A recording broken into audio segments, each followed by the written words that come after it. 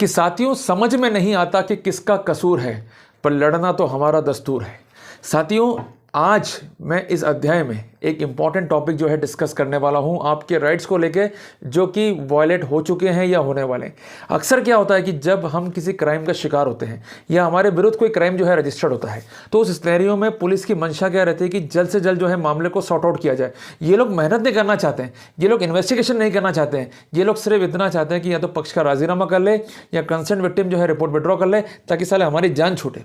But आप जरा सोचिए कि पुलिस की इस खाना पूर्ति में जो बेचारा अक्यूज्ड है, जिसने क्राइम तक नहीं करा और वो सस्पेक्टेड है, तो कैसा उसका नींबू निचोड़ते हैं, उसको थाने बुलाते हैं, हैरेस करते हैं और बोलते हैं भैया तो कन्फेस कर ले तो बच जाएगा। और कई बार ऐसा भी होता है कि किसी क्राइम में ऐसा भी सस्पेक्टेड होता है कि वकील तक इन्वॉल्व है और वकील क्लाइंट का साथ दे रहा है या वकील खुद उस क्राइम का पार्ट है। तो ऐसा एक दुस्साहस किया कर्नाटका जोन में कि एक यंग बॉय जो कि एक यंग एडवोकेट है, रिसेंटली इनरोल्ड हुआ था, उसकी प्रॉपर्टी थी और वो अपने राइट्स को इन्फोर्स करने गया।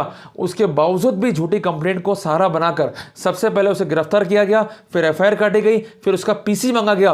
पर इसके बावजूद भी वो समझ जंजीरों को तोड़ता हुआ आगे निकला, क्योंकि वो जानता था कि उसे करना क्या है, वो जानता था कि किस तरह से उसे अपने राइट को इन्फोर्स करना है, वो जानता था कि पुलिस ने क्या गलती करी और किन बिंदुओं को नहीं माना। वर्दी होने से कुछ नहीं होता कि आपने फीते लगा लिए, स्टार लगा लिए, कुछ नहीं होता है आपके नॉलेज से और आपके ज्ञान से। जितना आपका ज्ञान है, जितना उसका यूटिलाइजेशन है, उसी अनुपात में ही राइट्स को इन्फोर्स कर पाओगे। अदरवाइज तो कई राजा महाराजा है और कहीं चले गए, कोई कुछ नहीं बिगाड़ पाया, कोई कुछ नहीं उखाड़ पाया। क्योंकि अगर आपको जिंदा रहना है तो आपको अधिकार समझने होंगे, कैसे उन्हें इन्फोर्स करना है उन्हें समझना होगा, तभी इन रियल सेंस जो है आप उसे इन्फोर्स कर पाओगे। और मैं बार बार कहता भी हूं ना कि हदे गम मस्ती से गुजर क्यों नहीं जाते, और जीना नहीं आता तो मर क्यों नहीं जाते, और कश्ती में बैठोगे हमारे साथ तो तूफान तो आएंगे ही, और लगता है डगर डर तो उतर क्यों नहीं जाते। साथियों सबसे पहले आप नोट करें साइटेशन का नाम, उसके बाद जो है अपन डिस्कस करेंगे फैक्ट को, और हर एक बात जो है बताने वाला हूं आपको टेक्निकल वे में, ताकि जब भी ये निकम्मे लोग आपके राइट्स को अफेक्ट करने आए, आप किस तरह से कानूनी बिंदुओं को जो है फोर्स में लेके अपने राइट्स को जो है सिक्योर कर सकते हैं। साथियों जजमेंट जो है प्रोनाउंस किया है कर्नाटक हाईकोर्ट ने, जजमेंट है 19/1/2023 का। पिटिशनर है कुलदीप, जो कि पेशे से अधिवक्ता है, और इसने पार्टी बनाया स्टेट ऑफ कर्नाटका को और कंसर्न एसएचओ को और कंसर्न एसपी को। और उसने कोर्ट से ये निवेदन किया कि मुझे न्याय चाहिए, मेरे राइट्स जो अफेक्ट हो गए हैं, जो गाइडलाइंस सुप्रीम कोर्ट की है, हाई कोर्ट की है, इवन पार्लियामेंट की है, उसका जो उल्लंघन किया है, उसके कॉन्टेक्स्ट में जो दोषी व्यक्ति हैं उसके संबंध में मुझे न्याय चाहिए, उनके विरुद्ध जो है मुझे कार्रवाई चाहिए। साथियों कहते हैं ना कि चल रहा भले ही तेरा युद्ध हो और वक्त तेरे ही विरुद्ध हो, तुझे लड़ना होगा क्योंकि तू एक योद्धा है। तो आज मैं आह्वान करता हूं, चाहे वो एक सामान्य लिटिगेंट हो, इस देश के सामान्य पुरुष हो, इस देश के सामान्य वकील हो, इस देश के वकील हो, कि हमें इस व्यवस्था का विरोध करना होगा, और जो हमारे साथ अन्याय हो रहा है उन्हें इन लीगल पॉइंट्स के साथ साथ हमें मुंह तोड़ जवाब देना होगा। साथियों इस मामले में फैक्ट्स क्या थे कि एक यंग बॉय जो कि पेशे से एडवोकेट है, रिसेंटली इनरोल्ड हुआ, और उसकी एक एग्रीकल्चर लैंड थी जिस पर कुछ लोगों की जो है निगाह थी।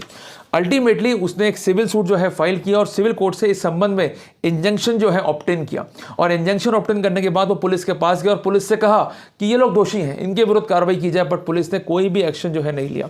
और अल्टीमेटली एक फर्जी कंप्लेंट के बेसिस पर कंसर्न्ड एडवोकेट या कंसर्न्ड अक्यूज को जो है उठाकर थाने लेके आते हैं, उसको अरेस्ट करते हैं, और उसके बाद अंडर सेक्शन 447 सेक्शन 379 आईपीसी में जो है एफआईआर दर्ज करते हैं। इस मामले में कंसर्न्ड जो एडवोकेट हैं या कंसर्न्ड जिन्हें अक्यूज बताया गया है, इंटरिम बेल जो है पेश की रहती है और उसे कोर्ट द्वारा जो है मंजूर किया जाता है। और अल्टीमेटली उन्होंने फिर एक पिटिशन फाइल करी और उनका कहना कि मेरा अरेस्ट इनलीगल है, जो गाइडलाइंस हैं उसके अगेंस्ट है, तो इस इनलीगल अरेस्ट को इनलीगल डिक्लेयर करते हुए मुझे मुआवजा दिया जाए और जो मेरे राइट्स अफेक्ट किए हैं मुझे न्याय प्रदान किया जाए। यहाँ पर जो काउंसिल अपीयर हुए उनके इंपॉर्टेंट तर्क क्या थे उसको आप समझेंगे। उनका ये कहना है कि जो कंसर्न ऑफेंसेस जिसके तहत मुझे बुक किया गया है, सेक्शन 379 और सेक्शन 447 आईपीसी, जिसमें पनिशमेंट जो है वो 3 साल का है मैक्सिमम, उस सिनेरियो में जो अरेस्ट है that is contrary to the legal position laid down by the honourable apex court in Arnesh Kumar versus state of Bihar, जिसका साइटेशन है 2014 एससीसी पेज 273। ये नेट से मिल जाएगा, इसको पढ़ना, कि भले ही मैट्रिमोनियल ऑफेंसेस हो या अदर ऑफेंसेस हो, और बार बार गाइडलाइंस भी आई है पर इनको समझ में नहीं आती है। इनको लगता है कि हम सुप्रीम कोर्ट से बढ़े, इनको लगता है हम कानून से बढ़े। तो उस सिनेरियो में इस लीगल पोजीशन को जो है रिलाई किया गया और उसमें स्पेसिफिक है कि जब भी किसी मामले में सजा 7 साल तक की आप कॉपरेट कर रहे हो, भाग नहीं रहे हो, फ्ली अवे नहीं हो रहे हो, तो वहां पर 41A देना पड़ेगा। इंपेरेटिव है, नहीं देंगे तो इन दोषियों के विरुद्ध जो है कानूनी कार्रवाइयां भी होंगी, डिपार्टमेंटल एक्शन भी होगा और मुआवजे के भी कई ऑर्डर हुए हैं। और बार बार हम देखते हुए आ रहे हैं कि मुआवजा मिलता है, पर चूंकि हमारी हैबिट बन चुकी है, अरे कौन लड़े भाई, पुलिस से नहीं लड़ना है भैया, दिक्कत हो जाएगी। लड़ना तब नहीं है कि जब आप गलत हो, पर आप सही हो तो लड़ो। तो ये लोग जो हैं आपको ह्यूमिलेट करेंगे, आपको हैरेस करेंगे, आपका शोषण करेंगे और आप इनकी जो बदनीयती है उसका भी जो है शिकार हो गए। तो लड़ो मेरे भाई, खड़े हो जाओ, अदरवाइज तुम्हारा शोषण जो है निश्चित है। साथियों, अरनेश कुमार में स्पेसिफिकेशंस क्या हैं कि अगर एलिगेशन में सजा जो है 7 साल तक की है, उस सिनेरियो में अरेस्ट जो है एक्सेप्शन है, अरेस्ट जो है रिक्वायर्ड नहीं है। और 41 CRPC के गाइडलाइंस के संबंध में ये स्पेसिफिक किया गया है कि ऐसा नोटिस देना ही होगा। यहाँ पर तर्क किया था कि घर पर आते हैं, मुझे ड्रैग करते हैं, इवन मैं शेड में भी नहीं था और मुझे घसीटते हुए जो है जीप तक ले गए। मेरी मदर आई, उसने निवेदन किया कि अरेस्ट मत करो, उसके बावजूद भी मुझे मारा गया, पीटा गया और डेलिबरेटली जो है अरेस्ट किया गया। अब जरा सोचो भाई, किसी की आप इतनी बड़ी इज्जत खराब कर रहे हो तो उसमें तो बड़ा ज़ौम होता है। मैंने कई मुकदमे देखे हैं ऐसे, अरे भाई मैं तुझे गिरफ्तार कर लूंगा, अरे भाई तुझे अंदर डाल दूंगा, अरे भाई ये कर दूंगा। और जब खुद गिरफ्तार ये लोग होते हैं तब हाथ जोड़ रहे होते हैं, अरे भैया बचा लो हमको, फंस गए हम तो। अरे देखो भाई, समय का चक्र है कि अगर एक छोटी चींटी भी है और उसमें दम है, उसको नॉलेज है, तो वो हाथी को मार सकती है। तो तुम्हें वो चींटी बनना है, तुम्हें ज्ञान लेना है कानून का और इनको हिट आउट करना है। तुम लोग नहीं लिखोगे, इसका फायदा उठाएंगे, और लिखोगे, ईमेल करोगे, लेटरबाजी करोगे, इनके भी हाथ पर फूल जाते हैं कि जो हमसे लड़ रहा है भैया वो तो योद्धा है और उसको मालूम है कि मुझे लड़ना ही लड़ना है। मैं आपको एक इंसिडेंट बताऊं कि सिख कम्युनिटी में एक बड़े ही योद्धा हुए जिनका नाम है बचित्तर सिंह, और सबने कहा कि इसकी तो बॉडी लैंग्वेज ही नहीं है, सिंपल सा इंसान, ना कोई बॉडी लैंग्वेज, क्या लड़ेगा ये। पर जब गुरु गोबिंद सिंह ने कहा लड़ना है तो लड़ना है, तो भले ही कितने हाथी आ गए, उनका मुंह चोर जवाब दिया और उनको जो है पीछे धकेल दिया। तो तुम्हें भी जो है आगे बढ़ना है, उस व्यक्ति की तरह मद मस्त हाथियों का जो झुंड था, जो फौज थी, उसको पीछे धकेल दिया। तो ये लोग भी जो है मदमस्त हाथी हैं, ये सिर्फ चाहते हैं कि तुम्हें अरेस्ट करें, तुम्हें गिरफ्तार करें, तुम्हें शोषण करें और तुम्हें ह्यूमिलेट करें। आज एक अरेस्ट व्यक्ति हो गया जिसका कोई रोल नहीं है, जिसका अपराध में इन्वॉल्वमेंट नहीं है, अखबारों में नाम आ गया, जरा सोचो उसकी इज्जत क्या रहेगी। पर इन्हें कोई परवाह नहीं है, इनको तो सिर्फ एक ही परवाह है कि अरेस्ट करो, अखबार में फोटो छपाओ और हमने अपराधी पकड़ लिया है। तो लड़ना पड़ेगा मेरे भाई, लड़ना पड़ेगा। बार बार मैं कह रहा हूं, इस व्यक्ति की तरह लड़ना पड़ेगा, इतिहास रचना पड़ेगा। साथियों, इसका ये भी पॉइंट है कि थाने पे ले गए, मुझे थ्रेटन किया, मुझे जो है दबाया गया, धमकाया गया और मुझसे कन्फेशन स्टेटमेंट जो है रिकॉर्ड किए गए और एक फॉल कंटेक्स्ट में और प्रीटेक्स्ट में मुझसे लिखाया गया कि मुझसे गलती हो गई है। क्यों भाई? जब बार बार कहा कि कन्फेशन स्टेटमेंट नहीं ले सकते हो तो प्रॉब्लम क्या है आपको? तो अभिप्राय साफ है कि सिर्फ और सिर्फ ही इज टारगेटेड। उसका ये भी कहना है कि मुझे मारा पीटा गया, मेरी इंजरीज थी, मजिस्ट्रेट ने देखी, ऑब्जर्व करी और उनके विरुद्ध जो है कार्रवाई की एक्शन भी दिए। उनका ये भी कहना है कि मुझे इस कारण से जो है इंटरिम बेल भी मिली है और मेरे विरुद्ध कोई भी क्राइम जो है मेड आउट नहीं होता है। उसका ये भी कहना कि मुझे मुआवजा दिलाया जाए और इनके विरुद्ध जो है डिपार्टमेंटल इंक्वायरी भी इनिशिएट की जाए। अब यहाँ पर पीपी साहब आ गए, उनका कहना क्या था कि पुलिस ने जो है अपनी ड्यूटी परफॉर्म करी है। यार किस बात की ड्यूटी? किसी आदमी को तुम घर से उठा के लेके आ रहे हो, जब मालूम है कि 41 देना है, उसकी कुटाई कर रहे हो, तो ये ड्यूटी किस बात की ड्यूटी हुई? साथियों, उनका ये भी कहना है कि अरेस्ट जो है पुलिस कर सकती है, राइट है, बट राइट नहीं है भाई। जहां पनिशमेंट 7 साल तक है, बंदा कॉपरेट कर रहा है, भाग नहीं रहा है, पेशे से एडवोकेट है, कहां भाग जाएगा वो? तो उस सिनेरियो में क्या जरूरत थी गिरफ्तार करने की? तीसरी इंपॉर्टेंट बात कि उनका कहना है कि जो स्टैंड है वो इमेजिनरी है। भाई काय का इमेजिनरी? जिसकी जाती है इज्जत उसको मालूम पड़ता है कि क्या इमेजिनरी स्टैंड होता है। चौथी बात, उनका कहना है कि हद से डिपार्टमेंटल इंक्वायरी का केस बनता है और कोई मुआवजे का जो है केस नहीं बनता है। पर साथियों, सबसे इंपॉर्टेंट बात, यहाँ पर फैक्ट्स को जो है अरेंज करके लिखा गया। क्या अरेंजमेंट थे? पिटिशनर का कहना है कि मैं एडवोकेट हूँ और मेरा नेबर जो है मुझसे कन्फ्लिक्ट करता है, मेरी जो एग्रीकल्चर लैंड है उसमें आके इंकॉर्चमेंट करता है। मैंने कोर्ट से जो है इंजंक्शन लिया और इसने मेरे विरुद्ध जो है झूठी कार्रवाइयाँ करी है, जो अपरेंटली जो है रिकॉर्ड से ही क्लियर है। और उसके बाद एक ड्रामेटिक मैनर में पुलिस मेरे घर पे आती है, मुझे उठाती है, अरेस्ट करती है, और जब मुझे अरेस्ट किया गया तब तक कोई भी क्राइम जो है रजिस्टर्ड नहीं था। तो ये बहुत इंपॉर्टेंट बात है। कई बार आप लोगों को दिल में डर होता है कि पुलिस जो है जांच कर रही है परिवार में और आके आपको जो है उठा के ले जाएगी, भैया इनमें दम नहीं है, नहीं उठा सकते आपको।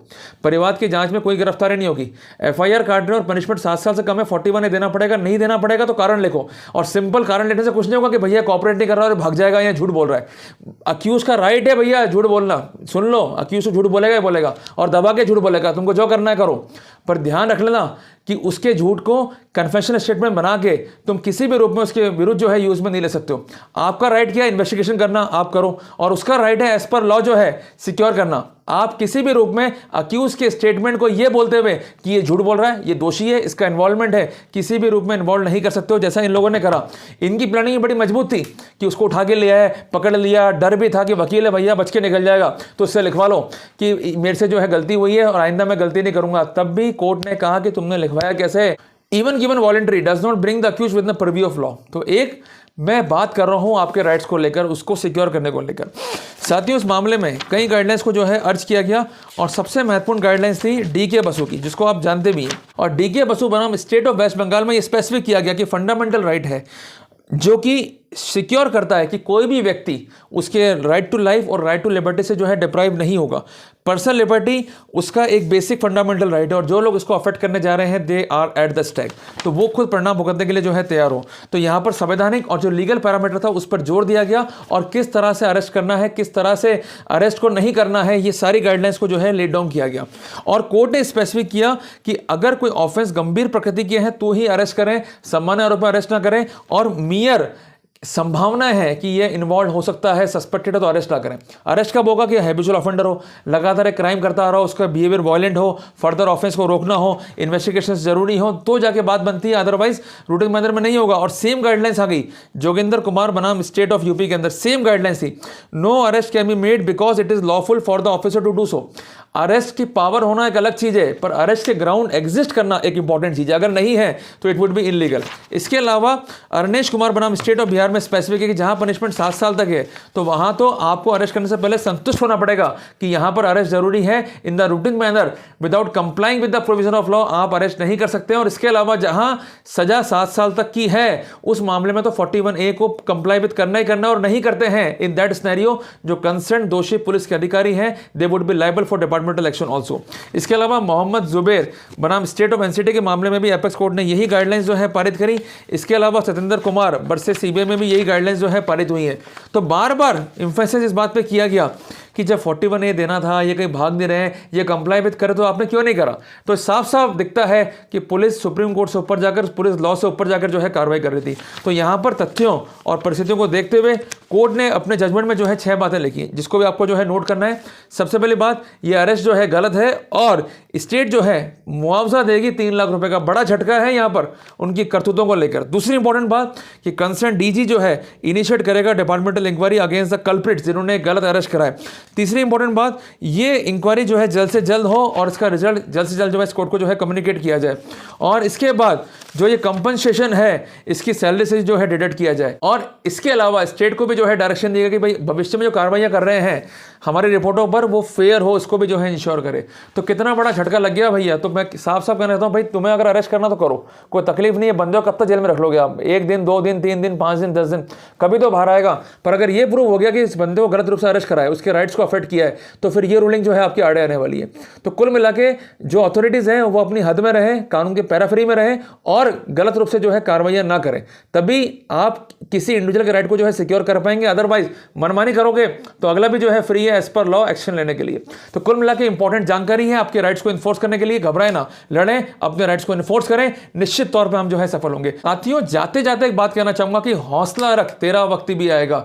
कल मिला है दुख, आज खुश का समय भी आएगा। तो साथियों, लड़ो, अपने राइट्स को इन्फोर्स करो, निश्चित तौर पर हम जो है जीतने वाले हैं। तो साथियों, मिलते हैं एक नए टॉपिक के साथ। और अगर ये वीडियो अच्छा लगा तो इसको लाइक और शेयर जरूर कर देना। साथियों, अभी के लिए सिर्फ इतना ही। जय हिंद, जय भारत।